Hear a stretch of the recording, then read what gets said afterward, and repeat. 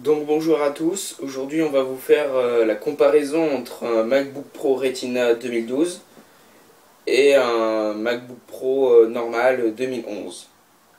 A tout de suite, juste après le générique. I got a hangover. Whoa, I've been drinking too much for sure. I got a hangover. La chaîne YouTube de Hugo à fond Apple. Voilà avec les deux Macs. Donc le MacBook Pro normal de 2011 et le MacBook Pro Retina. Donc déjà on peut comparer donc l'épaisseur qui est vraiment incroyable. On voit vraiment la différence d'épaisseur. Certes ça paraît pas énorme, mais il y a déjà une énorme différence au niveau du poids. Donc il y a une différence aussi au niveau du pavé ici qui est rond et ici donc qui est plat.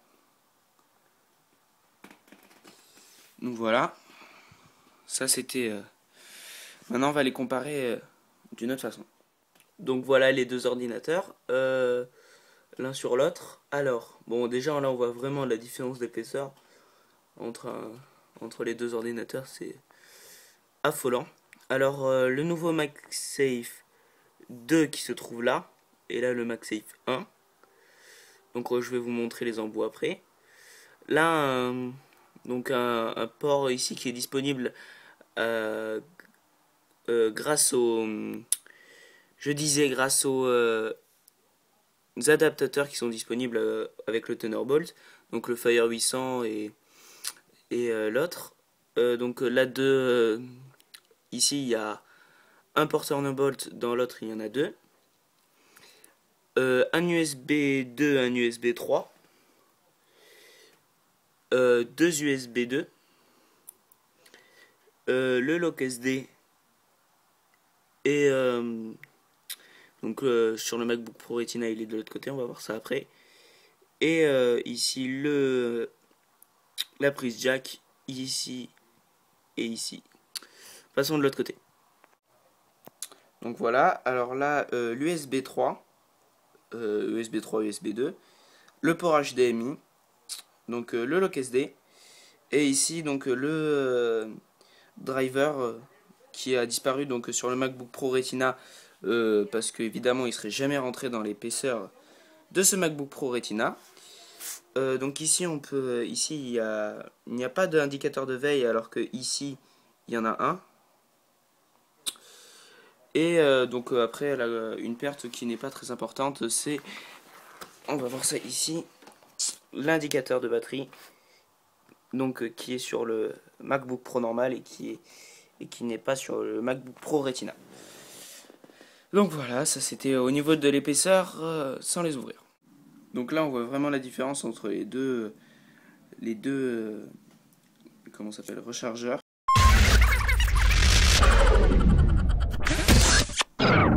Donc voilà. L'épaisseur, c'est assez... On voit vraiment qu'il est beaucoup plus fin. On passe aux deux ordinateurs.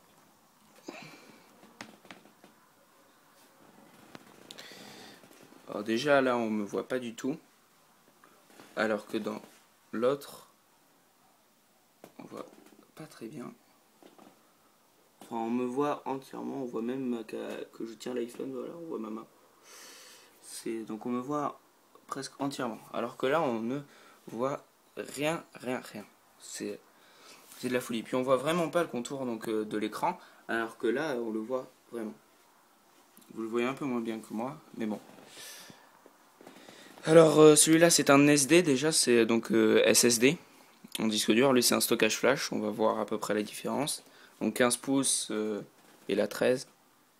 On va tout de suite voir la différence au niveau de l'allumage, etc. A tout de suite. Donc voilà pour le démarrage. Alors j'appuie sur les deux. Maintenant. J'ai appuyé exactement en même temps. Donc le Retina démarre un peu plus vite. La paume est un peu pixelisée sur l'autre alors que l'autre non. Donc voilà, beaucoup plus rapide. Donc voilà, la différence est flagrante entre les deux. On voit vraiment que celui-là est beaucoup plus rapide. Donc voilà, là, donc ils sont tous les deux démarrés. Bon là, il y a Skype qui s'installe. Donc on va démarrer par exemple pour iTunes, quasiment en même temps parce que SSD, donc stockage flash. Donc voilà à peu près le résultat. Bon, au niveau de l'écran, la qualité, c'est clair, c'est le Retina qui gagne, mais bon, ça c'est normal.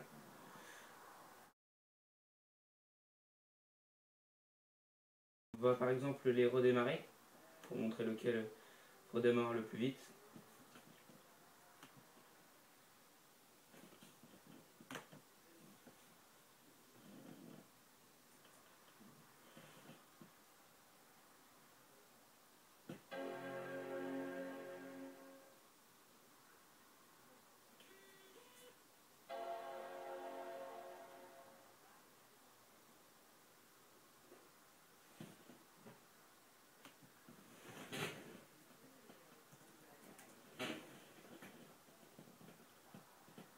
Donc voilà. Donc la différence entre les deux est vachement flagrante quand même. On voit que le Retina est bien meilleur. Donc ça c'était donc au niveau du redémarrage, on voit bien que les processeurs sont beaucoup mieux et plus performants. Euh, donc c'était surtout voilà pour différencier les deux. Donc bon, c'est clair et net au niveau design et fonctionnement, le Retina est bien meilleur. Bon, bah, si jamais vous avez le choix entre les deux, c'est clair, au niveau budget, il vaut mieux choisir celui-là. Mais bon, entre le 2012 doit être quand même plus performant. Donc la rapide comparaison. Et bon, au niveau de la sortie de veille, celui-là est instantané, c'est clair. Et celui-là, quasiment aussi. Donc il y a, au niveau de ça, c'est à peu près pareil, mais celui-là il est en SSD, donc c'est vraiment presque aussi cher. Donc voilà, c'était à peu près une rapide comparaison donc, entre les deux. Bon, le clavier ne peut pas s'allumer sur celui-là, c'est bizarre. Donc voilà, il n'y avait pas grand chose d'autre à montrer. Donc celui-là c'est un juste après parce qu'il n'a pas été déverrouillé alors que lui il n'a pas de mot de passe. Donc on a vraiment la comparaison entre les deux. Et c'était tout donc pour cette vidéo. Je vous remercie d'avoir regardé. Abonnez-vous si ça vous a vraiment intéressé et regardez mes autres vidéos.